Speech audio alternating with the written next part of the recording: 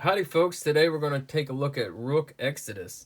It's a pretty awesome comic book. It just came out a couple weeks ago, and it's a double spread. It's a double wraparound cover. What a way to start a new series. What a way to go. So our first page here, we have a planet. It's Planet F, and then it's purchased by Better World, and then it's rebranded as Exodus, and then it's colonized, and then the Earth engine fails, and then it's evacuated in 2171. And all these people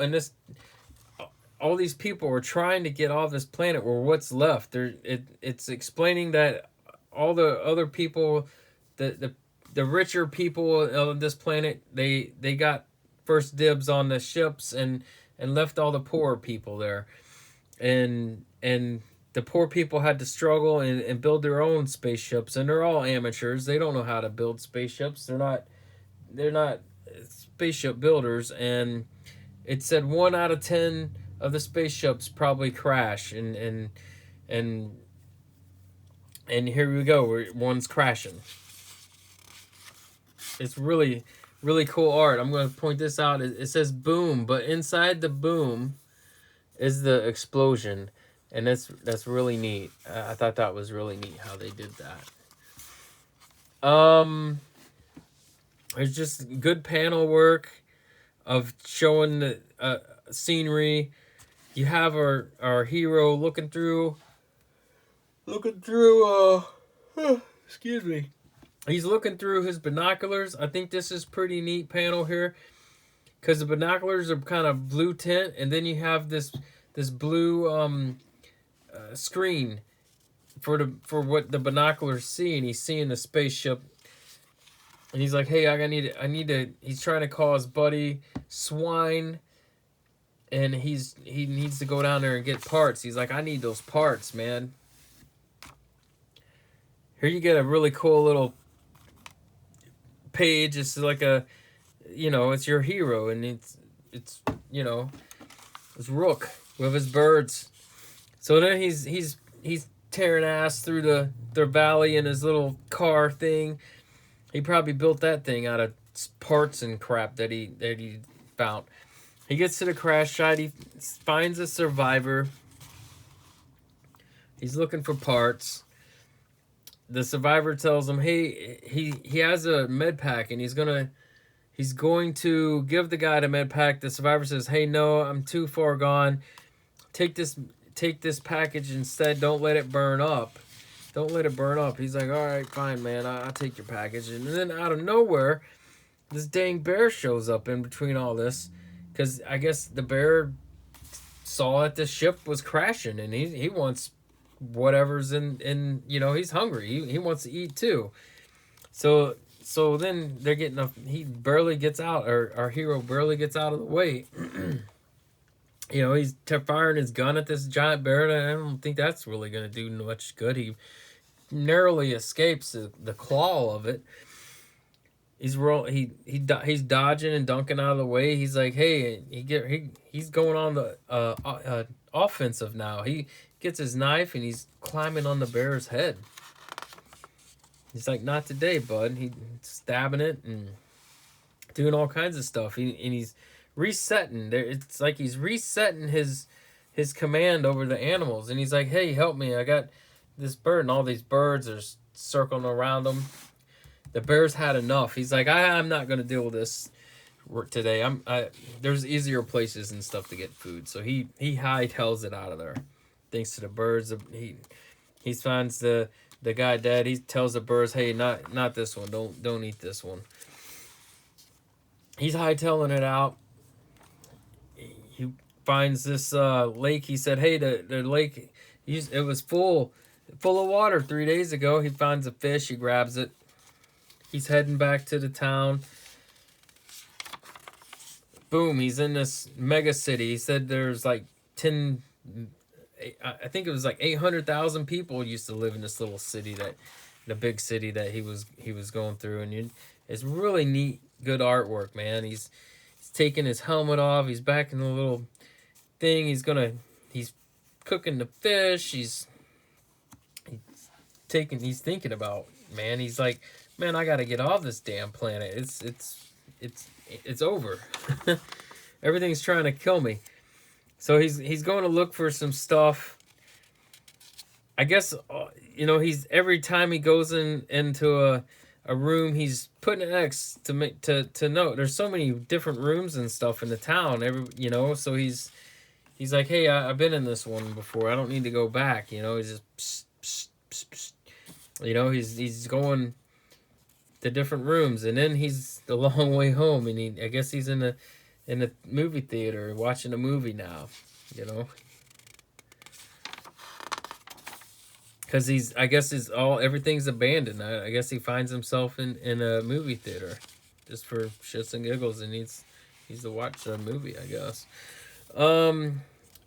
He's starting to open the package the guy gave him. It's his picture of his family, and he's like, shit, he didn't want his pictures of his family to burn or something, or try to find his family. I don't know. This might be one of those things that will come back later in a different issue, maybe, where this guy family is maybe plays some importance in this comic. I don't know. It probably won't. It's just it's a little thing they put in. He's raiding all these things, and he's marking X's out, and he's telling himself, hey, gotta get this whiskey. That's only helping his headaches, because he's always having headaches controlling these stupid birds. He's trying to contact his buddy Swine that has the swine masks. Okay, these guys have these masks that it's kind of like a beast warriors or something. They can communicate with different beasts. Like he has all these the bird masks, so I guess he can communicate with all the birds on this planet, and he can kind of control them, do as his will. And Swine controls all these warthogs. And we get introduced to Swine, and he just shows up, and he was like, yeah, but he's talking to Swine, and the thing is, Swine's saying he's having trouble controlling his animals, and he has to keep on reconnecting.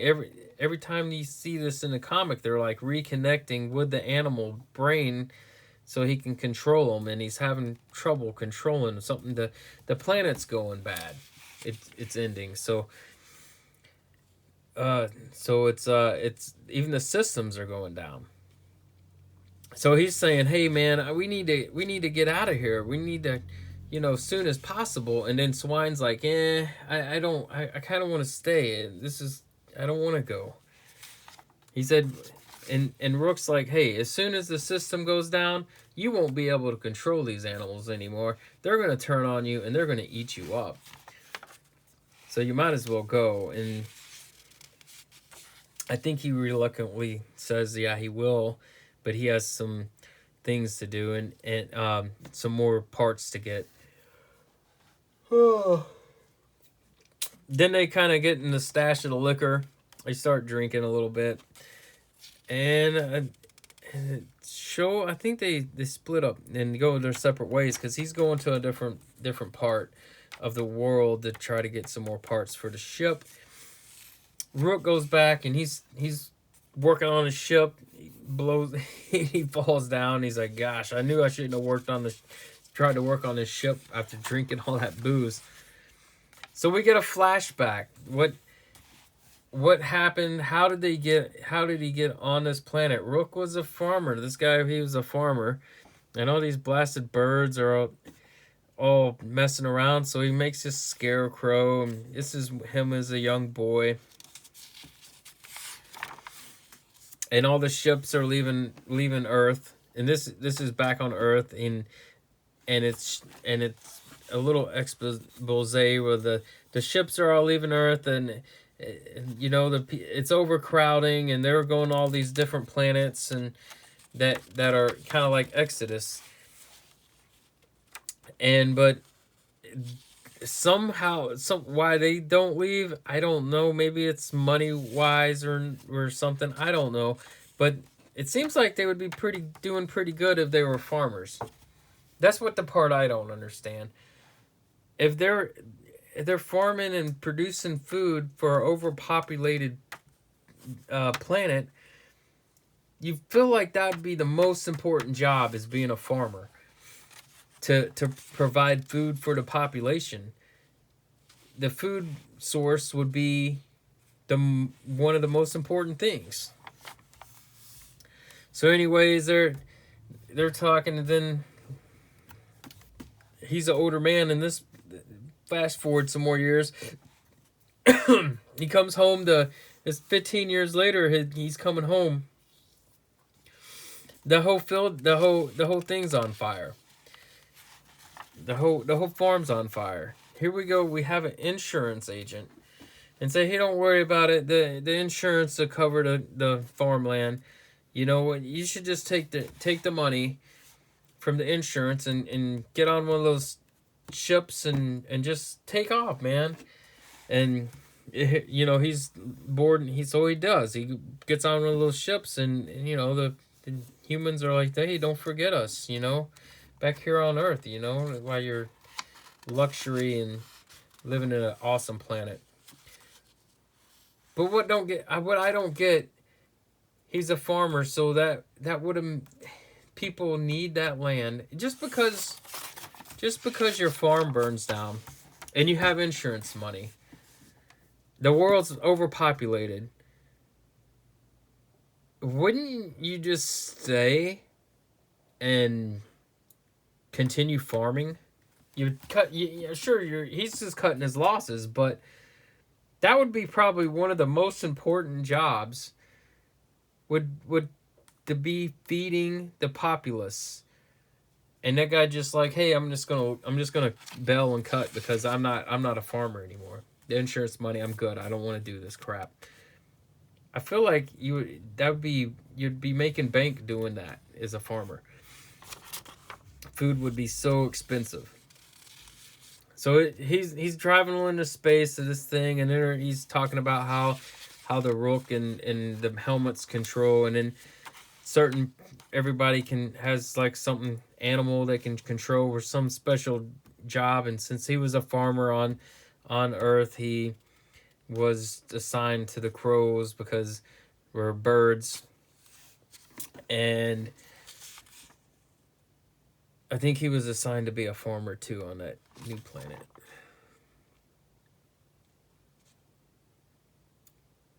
Let's see here. Da-da-da. He's out again, and he comes across, because I think he was trying to contact, well, he sees that fire, and I think he was going to contact swine. I don't know if he did. He just sees something fire, and I think that's what happened here, because it really didn't. Maybe he's trying to contact swine. He sees that in the distance. He's trying to contact swine. He's rolling in. He finds a dead warthog right here, and he's like, where the hell's swine at? And then you see what happens to swine. He's running away. He's like, you gotta go, get out of here. He's trying to reset it. He's trying to control his animals. He's trying to reset his stuff, run away. He can't fight all these dang bears. Look at them all. He's trying to get away. You know, he's fighting them, and he doesn't make out too well. Right here, he gets crushed, and the guy rips his helmet off. I guess the grizzly bear guy rips the helmet off. You saw. And that is pretty much it. It's a little synopsis of Rook. You got Geiger, Redcoat, and Rook. I haven't read Geiger or Redcoat yet, but Rook was a pretty fun little comic book. Art was great. There was some things that I didn't like about the comic, but all in all, it was it's a fun little read. It kind of, when you're reading it, you're kind of like, okay, what's happening to this guy? And then you get to this page, and then you meet the tiger guy, and you're like, oh, is he okay? Is he gonna live? I don't know. Will Rook find him and help him out, or is he too far gone? What's that guy gonna do with that helmet? Can he combine both helmets? We don't know. Can you combine both helmets and control the grizzly bears and the warhogs? I don't know what's going. Why does he need the guy's helmet? There's so many questions, and you just want to read the next issue to find out. That's how you go with these things. And then you get like this little choose your animal thing, and you got a deer. It looks like a fox or a tiger, and there's the rook, and there's the warthog, and there's that, and it looks like a bug or something, a spider, a buffalo maybe. But there's probably a bunch of other ones too. Thanks for watching. Hope you enjoyed.